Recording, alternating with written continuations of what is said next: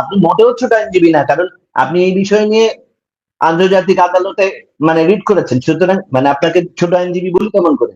মানে আমার আপনার আহ, এরে এরে টেরে বলার অভ্যাস আমার নাই, সুতরাং আমি সেই জায়গায় যাচ্ছি না। আপনি শুধুমাত্র আপনাকে আমি এইটুকুন বলতে চাই, মানে রিয়েলিটিটা, বাস্তবতাটা মেনে নিতে হয়।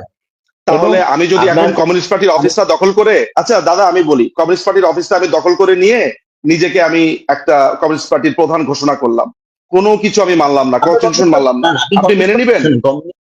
না, আপনার কমিউনিস্ট পার্টি অফিস দখল করার দরকার নেই তো। আপনি আপনি নিজে ওই যে আপনি আপনার আবাসস্থলে বসে আপনি বলতে পারেন যে আমি একটা কমিউনিস্ট পার্টি করলাম, না এবং না, সেটা আমি কমিউনিস্ট পার্টি বাংলাদেশের কথা বলছি, বাংলাদেশ সরকারকে দখল করে আমি আপনি বলছেন যে আমি হচ্ছে এটা প্রধান। বাংলাদেশের সংবিধানে কোনো অন্তর্বর্তীকালীন সরকারের কোনো কোনো প্রভিশন আছে? মানে সুতরাং আপনি এই আমাকে সুযোগটা এতটুকুই তাহলে বলেন শুধু। আপনারা, আমি আপনাকে আপনাকে ধরেন যে কনস্টিটিউশনে যা লেখা আছে সেটা সেটা সেটা মানবার সুযোগ কি এখন বাংলাদেশের মানুষের আছে? বা আপনি তো কি সেই আপনি কি সুযোগটা যারা, যে এই সুযোগটা যারা নষ্ট করেছে আপনি তাদেরকে বলেন। আপনি আপনি কেন আমাকে রিলিটটা বলছেন? আপা যেটা বলছেন, হ্যাঁ আপা আজকের যে ইস্যু যেটা মানে আজকের আলোচনার বিষয় যেটা বললেন, বামপন্থীদের আওয়ামী বিদ্বেষ এবং আহ, ইসলাম ঠিক আছে, ইসলাম আপনি আমার প্রীতি। প্রশ্নের উত্তর দিতে পারলেন না, আপনি এখন প্রসঙ্গে আসেন তাহলে। না না না, আমি শেষ আপনি করিনি তো। সম্পূর্ণভাবে পরাস্ত হয়েছেন। না না না না, আপনি আপনি আপনি এই যে আমি 1-0 বলে এগিয়ে গেছি, আপনি পরাস্ত হয়েছেন। আওয়ামী চরিত্র, আপনি আওয়ামী চরিত্র, মানে এই জায়গায় কোন ধরনের মানে ভিন্নতা পরিবর্তন আসলো না। সুতরাং এইটাই এইটাই এই যে কারণ, এই যে এই যে এইটাই এই যে কারণ বাম আন্দোলনের সমস্যা, তর্কে হারার পরে কান্নাকাটি শুরু করে এই যে আপনি আমার আইসক্রিম খেয়ে ফেলছেন। আপনি পুরোপুরি কিন্তু আপনি হেরে গেলেন আলোচনাতে, এখন আমি আপনার আইসক্রিমটা খেয়ে ফেলেছি। আচ্ছা এই যে দেখেন, না পারলে বামরা বলে এই যে সে একটা দুষ্ট, ওর অনেক শক্তি আছে। আচ্ছা দেন, আপনার আইসক্রিম আমি ফেরত দিয়ে দিলাম। এই সুলতান আপু ওনার আইসক্রিম ওনাকে ফেরত দেন। ঠিক আছে, আপনি সরকার, ঠিক আছে। আপনি আইসক্রিম ফেরত দেন, আপনি আইসক্রিম কামড় দিয়ে খান, আপনি আইসক্রিম চেটে পুটে খান, তাতে আমার কোনো আপত্তি নাই। হ্যাঁ, এবং এই যে ভার্ডিক্ট দিয়ে দেন, মানে এই আচরণটাই অগণতান্ত্রিক আচরণ। কেন? আমি একটা গণতান্ত্রিক কথা বললাম সংবিধানের, আপনি আমাকে রিয়েলিটি দেখালেন। আমি বরঞ্চ গণতান্ত্রিক প্রক্রিয়া জিজ্ঞেস করলাম যে সংবিধানের কোন নিয়ম না মেনে তারা ক্ষমতা দখল করলো, সেই আলোচনাতে আপনি না পেরে আমাকে বলেন এটা হচ্ছে একটা আওয়ামী আচরণ। এটা আপনাদের না, এটা আপনাদের পুরনো আচরণ, যে আপনি সেই আলোচনাটা শুনতেই চাইবেন না। আপনি বারবার চেষ্টা করবেন, কিন্তু উত্তর যখন দিতে চাইবো তখন সেটা শুনতে চাইবেন দেন না। উত্তরটা দেন, আমি শুনি, উত্তরটা দেন আমি শুনি। ঠিক আছে, উত্তরটা শুনবো আমরা, বলেন সংবিধান অনুযায়ী কি এই সরকার আছে কিনা, অন্তর্বর্তীকালীন সরকারের কোনো প্রভিশন আছে কিনা আমরা শুনি। সংবিধানকে সংবিধানকে বৃদ্ধাঙ্গুলি দেখিয়ে আপনারা এই দেশ থেকে চলে গেছেন, এই দেশ থেকে পলায়ন করেছেন। মানে কিভাবে? একটা দেশের একটা প্রধানমন্ত্রীকে সশস্ত্র বাহিনীর প্লেনে করে অন্য নিরাপদ স্থানে সরকার যাওয়াটা কি পলায়ন? ও না, তাহলে মানে এই দেশের সেনাবাহিনী একটা প্লেনে করে, বিমান বাহিনী তার প্লেনে করে তার প্রধানমন্ত্রীকে নিরাপদ স্থানে রেখেছে, এইটা পলায়ন? সরকারের দায়িত্ব, সরকার প্রধানের দায়িত্ব তার সংবিধানকে, তার দেশকে রক্ষা করা, সামনে থেকে লিড করা। মানে সেইটা কি আপনারা 5 তারিখ থেকে দিচ্ছেন? আপনারা 5 তারিখ থেকে দিব কিভাবে? সশস্ত্র বাহিনী আমাদের সাথে আর্মি বিট্রে করেছে, টোকাইরা দখল করেছে, আর্মিরা সেখানে বিট্রে করেছে। তার সাথে বিট্রে করেছে, তার সাথে বাংলাদেশ গণপ্রজাতন্ত্রী বাংলাদেশ সরকারের সাথে। ও তার মানে বিট্রে করার পরে সেটা হচ্ছে কি একটা ডিফারেন্ট এন্টিটি হয়ে গেছে, মানে সেটা হচ্ছে কি অবৈধ সরকার হয়েছে, অবৈধ সরকার হয়েছে।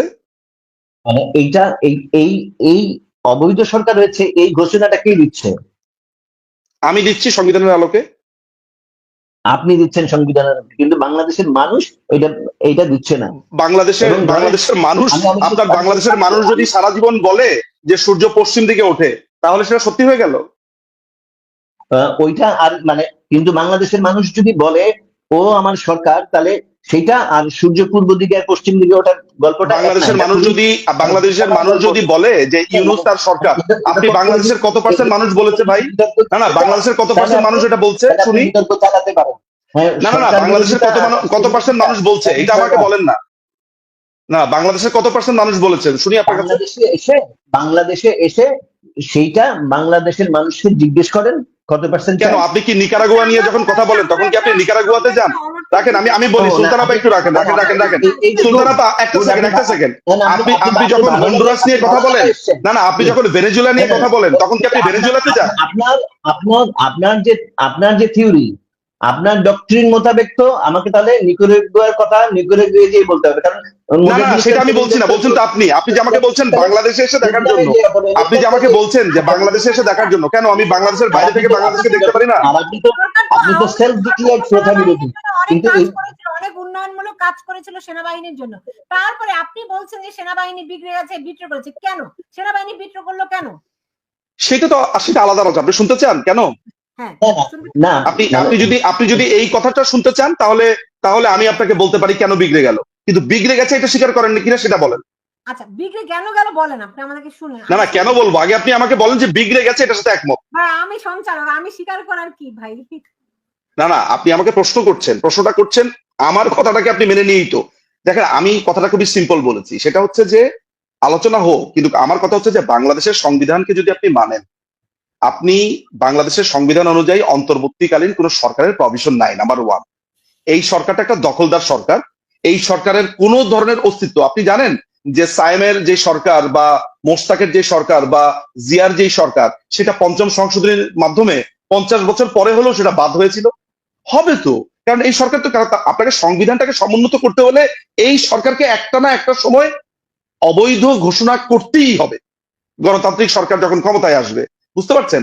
আমি ওই পয়েন্টটাই মেক করছি। এখন আমরা পালিয়ে গেছি এই কথাটা বলছেন, আমরা নাই। আমি এটা প্রশ্ন করেছি যে একটা দেশের সশস্ত্র বাহিনী তার প্লেনে করে তার প্রধানমন্ত্রীকে একটা নিরাপদ স্থানে সরিয়ে আসাকে পালানো বলে? তাহলে যিনি সাঁতরে পালান, যিনি দৌড় দিয়ে পালান, যিনি মানে পালানো বলতে আমরা যেটা বুঝি, তাহলে আমার পালানোর সংজ্ঞা নতুন করে শিখতে হবে। একটা দেশের সেনাবাহিনী তাকে রেখে এসেছে। আপনার যুক্তি যদি মেনেই নি, তাহলে দেশে এসে মানে এইটার বিচার দাবি করেন, এবং অবশ্যই করব। আমরা দেশে আসবো, দেশে এসে আমরা বিচার দাবি না, আমরা বিচার করব। আমরাই কিন্তু 40 বছর পরে রাজাকারদের বিচার করেছি। বঙ্গবন্ধু হত্যার কিন্তু আওয়ামী লীগই করেছে, আমরা করব। আপনি যতবার আমাকে প্রশ্ন করেছেন, আমাকে বাঁকা ভাবে বলেছেন, আমি কিন্তু একবারও আমার কি মনে হয়নি যে আমি এটার অ্যান্সার করি? আমি কিন্তু করিনি। আচ্ছা বলুন দাদা, ঠিক আছে বলুন। আমি করি, বুঝলেন তো? কিন্তু আপনি সম্পূর্ণভাবে যুক্তিতে পরাস্ত। আচ্ছা, একটু কথা বলতে দেন মানবেন্দ্র দাকে। আপনি বলুন, আমি আছি আপনার পক্ষে। আপনি না, উনি প্রতিদ্বন্দ্বী, উনি অংশগ্রহণকারী, উনি বিচারক, এবং এইটাই হচ্ছে গিয়ে ওনাদের মূল সমস্যা। এইটা যে আইনের মধ্যে কথা বললে আওয়ামী লীগ খারাপ। আইনের মধ্যে কেন, যে ব্যারিস্টার নিঝুম মজুমদার একজন আইনজ্ঞ, যিনি আন্তর্জাতিক আদালতে মামলা করেন, বা একজন খুবই দরিদ্র রাজনৈতিক কর্মী মানবেন্দ্র দেব, যিনি একটা কমিউনিস্ট পার্টির মেম্বার, এরা বললেই আসলে সংবিধানের ব্যাখ্যা হয়ে যায় না। মানে সেটা নিশ্চয়ই সংবিধান। আপনি পুরো ব্যাপারটাকে এখন একটা প্রলেতারিয়াতে নিয়ে গেলেন, দেখেছেন? এই যে ঘুরে প্রলেতারিয়াত, নিজেকে প্রলেতারিয়াত বলে ঘোষণা দিলেন। আপনি যদি বলেন যে আপনি কথা বলবেন, আপনি আরো আধা ঘন্টা কথা বলেন, আমরা আরো রাত জাগি, কোনো সমস্যা নেই। ঠিক আছে দাদা, বলেন। ঠিক আছে বলেন। আমি আর আপনাকে যুক্তি দিয়ে বলবো না, আপনি যেহেতু যুক্তিটা শুনতে চান না।